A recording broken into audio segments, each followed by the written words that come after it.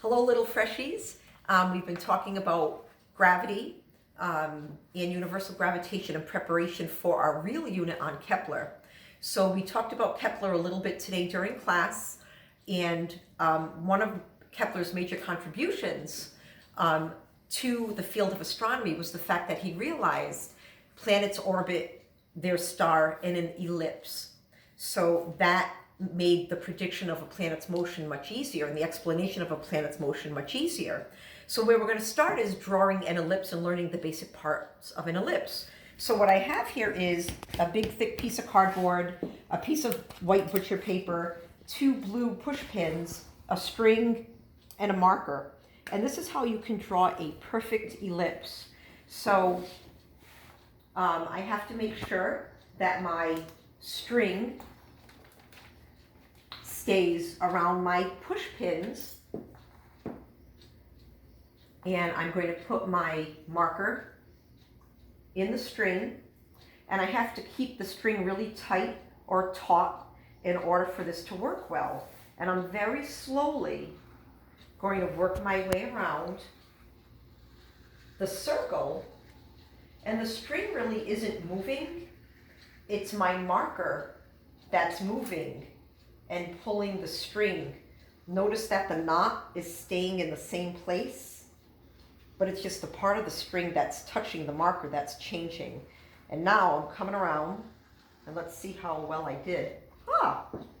So this is an ellipse. You know what a circle looks like. A circle has one center, and every point on the circle is an equal distance from the center, and we call that a radius. Well, an ellipse is a squashed circle, and it doesn't have one center.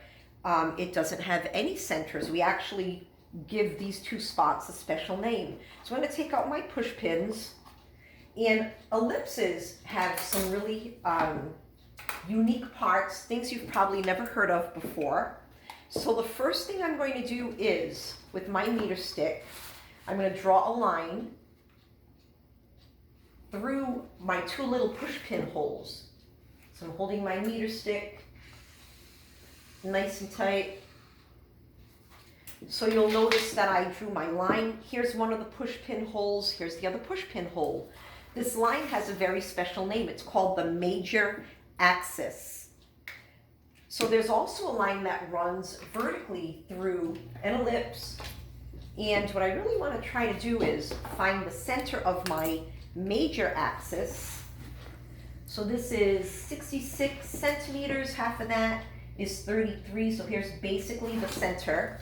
And I'm going to draw a line as vertical as I can. I don't want it to be tilted, but okay. So I've divided my ellipse into 4 equal parts. So this is the major axis. This is called the minor axis. It's the smaller one. The big one is the major, the small one is the minor. And we can further divide this and call this the semi-major axis. And this is also the semi-major axis. So we can divide our major axis into 2 parts, semi-major, semi-major. We can also divide our minor axis into 2 parts, the semi-minor axis and the semi-minor axis. And this is important for Kepler's laws. We don't focus on it too much in grade 9. If you take astronomy, the parts of the ellipse matter because we actually use the terms semi-major and semi-minor, and we need them for mathematical calculations. Other things that are important are 2 little pinholes. There's a pinhole there on the major axis, and there's that second pinhole.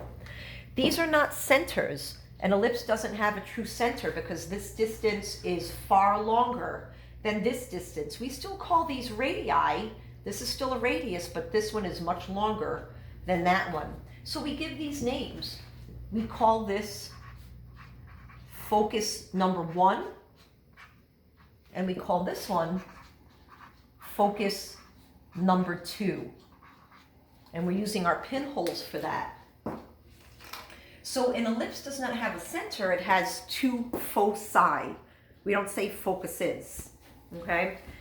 In our solar system, planets do not orbit in perfect circles around our sun. Moons don't orbit in perfect circles around their planets. They orbit in a little bit of a squash circle and ellipse. So a path that's a little bit squished or oval shaped or elliptical. But at one of the foci lives our sun. Miss Mange, why are you making an orange sun? Just because maybe it's sunset or sunrise or something. And I know it's the sun. Because? Because he's got on sunglasses and he's happy. So, no? No, that's fine. I always put sunglasses on the sun. I know you do. It's a bright sun. So this is our star. At the other focus, there is no object. There is nothing in this focus that occupies this focus in our solar system. In other solar systems, maybe there are 2 stars, and they would each occupy a focus. Maybe some solar systems that have 3 stars would have stars in different positions around their location. But we have one sun, and we are placing it at focus number 1, and the other focus is empty. So not centers, but foci. What else do we need to add?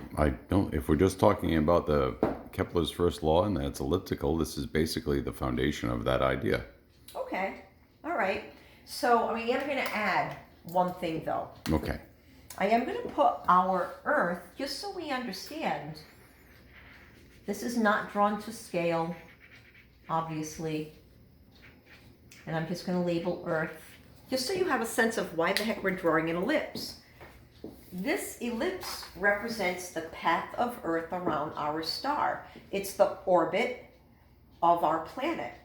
And you'll notice that the sun isn't right in the center. So there's times where Earth is really far away from the sun, further away from the sun, and there's times when Earth is closer to the sun, because planets do not orbit in a perfect circle, they orbit in an ellipse.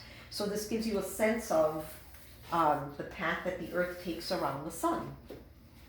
I think that's about it. So you want to sign off? All right, sure. So that's the basics of how to draw an ellipse and how an ellipse is connected to what we're studying with Kepler. So this is part 1 of 4, I believe. So we will, there's Mr. Martineau. Part 1. Part 1. Not 2. So we will see you for our next video. Bye-bye. Enjoy.